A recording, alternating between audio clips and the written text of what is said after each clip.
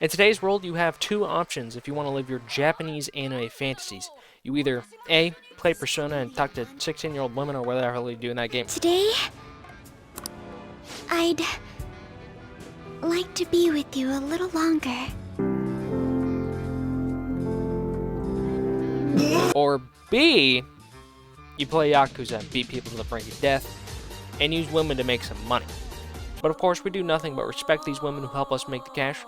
Crisp pie fives and scoops of ice cream all around. Alright, remember fellas, real Yakuza do not beat their wives. Funny business aside, this is one of the few games where you can go from one of the most gut-wrenching scenes, then 10 minutes later, you are employing a chicken to help run your business districts so that you can overthrow the 5 billionaires of Kamurocho. Listen, this is all going to make a lot more sense in the long run. You just got to bear with me. This is all pretty normal. Welcome to 1980s Japan. We got money, women, and hot steaming hunks of men. People are assholes, so we settle things diplomatically, with our hot, meaty man bods colliding against each other. When someone comes up to you trying to pick a fight, I got one thing for you. Just look down right now. See everything down there? Use that to destroy the person about 10 feet in front of you. Let that man see the pearly gates of heaven as he's interrupting disco time, and we do not take that lightly, okay? Hands, feet, head, doesn't matter. As long as that other guy isn't moving, you're doing something good. If they are still kicking after all that beating, guns, knives, swords, baseball bats, an entire electrical box. Listen, Japan has tons of bicycles. All of them are free from the picking, so put them to good use. Someone being annoying, pick him up and give his brains a bit of a rattle. It doesn't matter. All it matters is if the other guy is fearing you because you just busted a move so hard his friend is now internally bleeding, you're doing something right. But now if you're getting shot or stabbed, be prepared to mash the A button with all of your might, as blades and knives are unblockable. And they can turn you into the sucker seeing the Lord above, okay? They are bad for business. And for saying sorry about picking a fight with you, your opponents will proceed to give you hundreds of millions of dollars of yen, to apologize. The streets of Kamurocho, they're rough out here.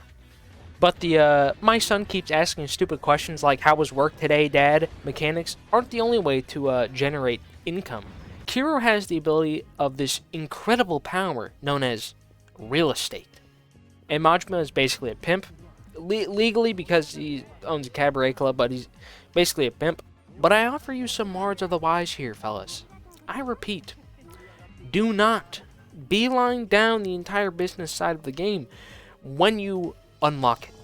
At a certain point, while you are completely beelining it down the path of the business, you will get to a point where you are so mind-numbingly hating everything because you've been doing the same thing for the past 8 to 10 hours that you will want to kill someone.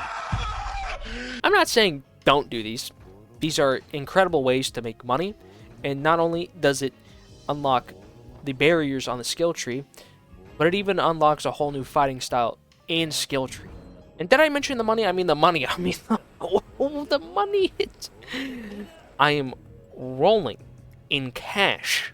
I mean, you're gonna need this cash too. I mean, in the early games, some crackhead comes up to you and tells you to invest in yourself. If you don't really understand what that means, you take your money and you just start injecting it straight in your veins. This is gonna turn you into the most AIDS immune man in the world. Any poor soul who dares to challenge you in the realm of combat, they're not gonna be happy.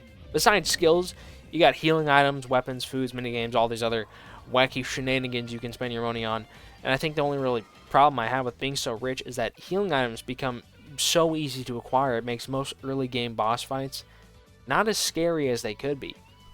In other Yakuza games, money is only really generated from businesses or gambling, and enemies only have a chance to drop cash, making boss fights in those games feel a lot more intense in early games because you probably won't have a lot of healing items. But now let's talk about something fun. Gambling. Who doesn't love gambling? Once you're nice and drunk, you got some cash, you're not really willing to lose, but you're going to put it anyway because you have a problem. And then you start seeing returns, and you like that giant dollar sign, and then these women can beat the hell out of each other, and you're like, I got to throw more cash, and I like seeing this. And the next thing you know, you're taking the walk home with shame. You lost everything, bud. This is all on you. Guys, it's not an addiction. It's dedication. I guess that brings me to my next topic, and that's pretty much everything besides the main story. So, if you have ADHD, then you will either hate this game or you will love this game, as you will always be bombarded with side missions and different activities that you can do. In terms of mini games, there's karaoke, pocket circuit racing, batting cages, mahjong, cabaret club, disco, fighting ring, shogi, pool, darts, fishing, poker, roulette, blackjack, bowling, 5 different arcade mini games, which are classic Sega games, and then talking to women.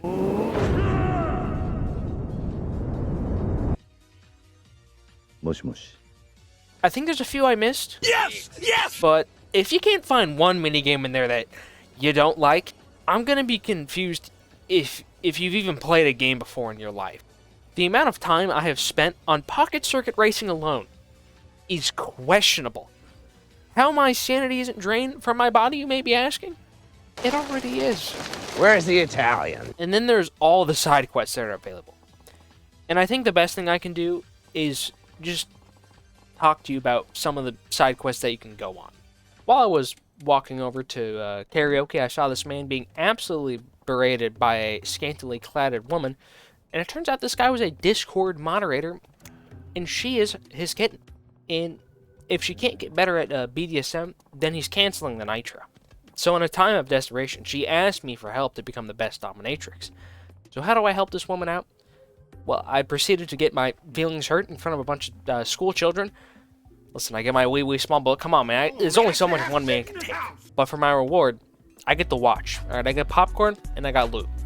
So this guy better guess which one's going where. In another side quest, I was a bit hungry, so I decided to go to this nice food stand. But this stupid old biznatch cut me in line, so I decided to move her for cutting in line. And I'm currently now serving multiple years in prison for the actions that I have done. I will never see the light of day again. To anyone listening to this, this is my confession. Well, I had a bit of an argument. She almost got stabbed. Now she works at my cabaret. Listen, she may not be a looker, but she is an earner. Alright, she brought me to the top. While playing Pocket Circuit Racing, we meet the homeboy himself, Pocket Circuit Fighter, the voice behind the game, the announcer. It brings everything together. But everyone always asks what Pocket Circuit Fighter is doing, and not how Pocket Circuit Fighter is doing. You see, he isn't doing good. Pocket Circuit Fighter is being paid so little money that he has to work 2 jobs. One working at the Pocket Circuit Arena, and the other as a pocket tissue giver. On top of that, his parents want him to return home and work at the family tofu shop. This man is in deep trouble. He feels so unworthy of being the Pocket Circuit Fighter, he thinks of quitting. But with friendship and persuasion, we can show him that he is needed as the Pocket Circuit Fighter. And also, this guy's a 30-year-old virgin, so basically, he's literally me. He's awesome. He's literally me. This is my father figure. I guess the last thing I have to talk about is the story. While I would love to talk about the story of this game, the story is very long and full of twists and backstory monologues that I don't really want to go into. I recommend you either go watch other channels that probably do a better job at explaining the story than I will, or just play the game yourselves. But because I love you guys so much, you guys are all awesome, I'll give you the first few chapters rundown, and if you're still interested, go do what I said above. The game starts with one of our main protagonists, Kazuma Kiryu, doing what he does best, beating the hell out of someone for money. He meets up with a loan shark to give him the money for the job he was just doing, and the loan shark offers him a job to work for him. And he says, No. While picking some fights in a dark alley, we meet the sworn brother of Kiryu, Akira Nishiyama. And he is so dripped up that he has to pay women to not talk to him, like a true Sigma male. After getting some soup, we see that the empty lot Kiryu was just at, where he beat a man half to death, well, the guy actually died. And now he is being framed for murder and is summoned by the Roblox Mafia. Shibusawa, Awano, Kuze, all of them are pissed because the empty lot was their one-stop shop for becoming the Dojima family captain and dethroning Kazuma, the father figure of both Kira and Nishiki. Kira says that I'm gonna go prove that both me and Kazuma are innocent. How, you may be asking? Well, clearly by talking to people. No, it's by punching things. If it was anything else, then I wouldn't be making this video, alright? Kuze gets all pissy because Kira didn't turn himself into the police, and they get in a bit of a slapping match. Both Shibusawa and Awano break up the fight, and a surprise guest as the leader of the Dojima family, Sohei Dojima himself, shows up. Kira asks to leave the family, and it is granted, but with nothing left, Kira has a Ryan Gosling Blade Runner moment, but a mysterious man comes to his aid. This mysterious man is called Tetsu Tachibana, owner of Tachibana Real Estate. He shows that he knows a lot about Kira than Kira knows about him. Tachibana wants Kira to help him secure the lot before the Dojima family, helping both him and Kazuma.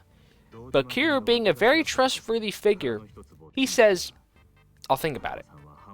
So he asks around town to learn about Tachibana Real Estate, and he learns that they are equivalent of the British colonizers, taking every last bit of land by any unorthodox means possible, using the homeless, force, and of course money. Something is seized with a bartender and a man named Oda. When he questions why Kira is so interested in Tachibana, he says it's because of the job offer that Tachibana made to him, making Oda want to test him with his fists.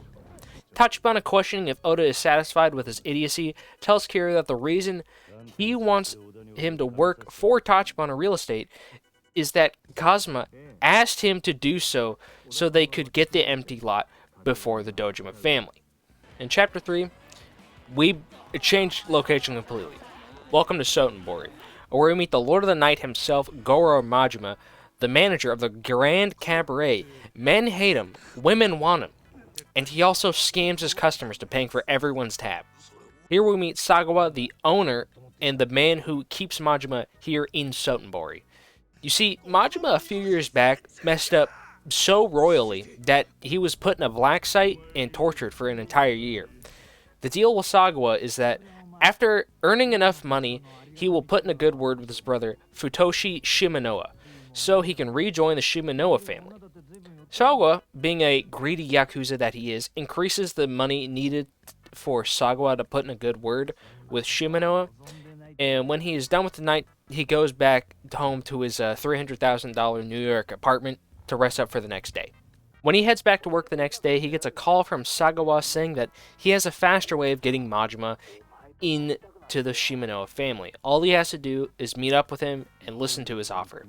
So Majima agrees and meets up with Sagawa and learns that the best way to get back into the Shimanoa family is to do a hit for Sagawa on an unknown figure known as Makimura Makoto, who is supposed to have a particular service ring through the phone clubs.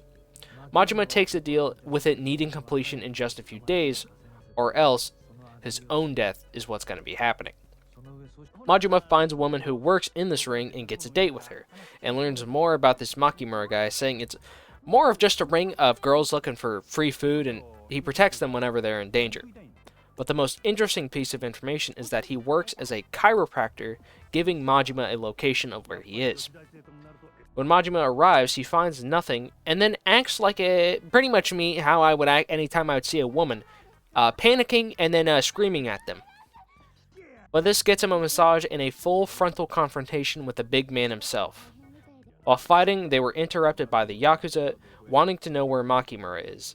It turns out, Makimura was the girl who gave you the massage, and the big guy is just some big idiot, and all he wants you to do is protect Makimura. And Majima caves in to save her from the Yakuza. Or does he? Ooh, what's gonna happen? Tune in next time to learn out what happens to our heroes and learn why Tachibana has a prosthetic arm. Was he jelking too hard? Why does Makimura, a blind girl wanted by the Yakuza, is her segs that good? But ma'am, do it fart though. Find out next time on Dragon Ball Z. In conclusion, if you're looking for a game that's pretty much the equivalent of JoJo's Bizarre Adventure crammed into a game, then Yakuza 0 may be for you. This game may get you into the entire Yakuza franchise, but I don't see a problem with that if you don't. More videos to come, and remember, like, sub, and bye. A lonely electron with nothing to do. Pairs up with a neutron for a cocktail or two. Atomic kisses, survived by a few. They had a nuclear blast. Said the electron to